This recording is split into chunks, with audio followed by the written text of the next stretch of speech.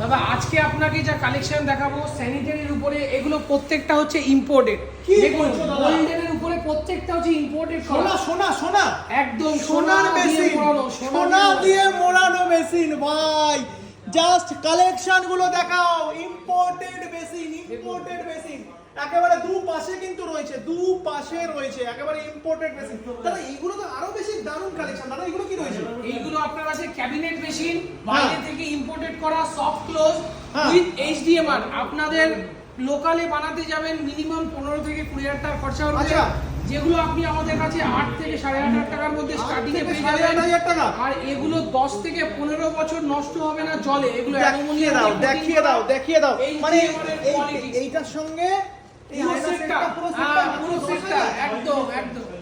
মানে যদি কোনো লোকাল দোকান থেকে কিনতে যাও সেই মালের দামও কিন্তু 10 থেকে 12,000 টাকা বেশি নিয়ে নেয়। তার বেশি পড়লে মজুরি